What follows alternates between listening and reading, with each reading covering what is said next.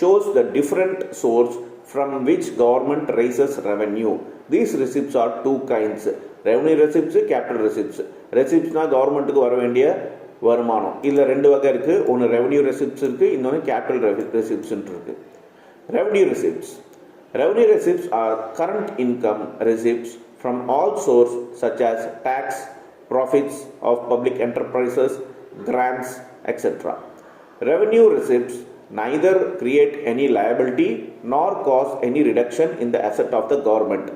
Capital receipt, on the other hand, are the receipts of the government which either create liability or cause any reduction in the asset of the government. Example, borrowings, recovering of loans and disinvestment. சரி, முதல்ல revenue ரெசிப்ட்னா என்னன்னு சொல்கிறாங்கனாக்கா, கவர்மெண்ட்டுக்கு tax மூலமாகவோ இல்லை public enterprises, public companies இருக்கும், அது மூலமாக வர ப்ராஃபிட்ஸோ இல்லை கிராண்ட்ஸ்னாக்கா பாண்ட்ஸ் அந்த மாதிரி எல்லாமே இஷ்யூ பண்ணுவாங்க, அது மூலமாக வர ப்ராஃபிட்டோ இது எல்லாமே பார்த்தீங்கன்னாக்கா ரெவன்யூ ரெசிப்ட் கீழே வரும், எல்லா இன்கம். சரிங்களா?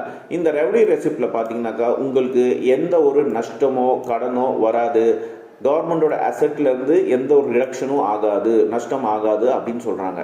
அதுவே கேபிட்டல் ரெசிப்ட் எது அப்படின்னா என்னன்னாக்கா, கேபிட்டல் ரெசிப்ட்டுங்கிறது லயபிலிட்டினாக்கா உங்களுக்கு அசெட்லேருந்து நஷ்டம் ஆகுது, ரிடக்ஷன் ஆகுது, கவர்மெண்ட் அசெட்லேருந்து ரிடக்ஷன் ஆகுறது, இல்லை கவர்மெண்ட் வந்து பணம் வாங்கியிருக்கோம், யார்ட்டாவது கடன் வாங்கியிருக்கோம் ஏதோ ஒரு பேங்க்லேருந்து, அது வந்து உங்களுக்கு கேபிட்டல் ரிசிப்டில் வரும்.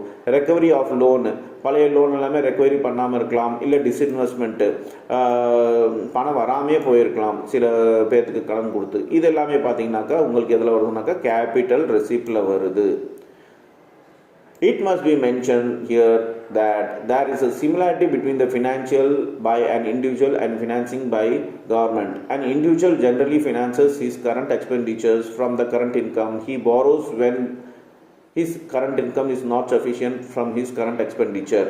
ஸோ கவர்மெண்ட் வாங்குகிற ஃபினான்ஸ்க்கும் கவர்மெண்ட் ஹேண்டில் பண்ணுற ஃபினான்ஸ்க்கும் நம்ம இண்டிவிஜுவல் ஹேண்டில் பண்ணுற ஃபினான்ஸ்க்கும் சிமிலராக தான் இருக்கும். ஃபார் எக்ஸாம்பிள், ஒரு நபர் வந்து சம்பாதிக்கிறார் அப்படின்னாக்கா, ஒரு 10,000 ரூபா சேலரி வாங்குறாருனாக்கா, அவர் 10,000 ரூபாய்க்குள்ளேயே செலவு பண்ணிட்டாருனாக்கா okay, that is a clear budget. இல்லை அவர் 10,000 ரூபாய்க்கு மேலே அந்த மாதம் வந்து 5,000 ரூபா ஆகுது செலவு, எமர்ஜென்சி எக்ஸ்பென்சஸ்னாக்கா அந்த 5,000 ரூபா யார்ட்டையாவது கடன் வாங்குவாங்க.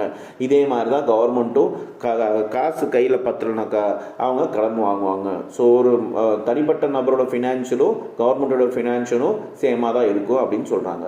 Likewise, government has two sources to finance its expenditures: current income or revenue receipt and capital receipt.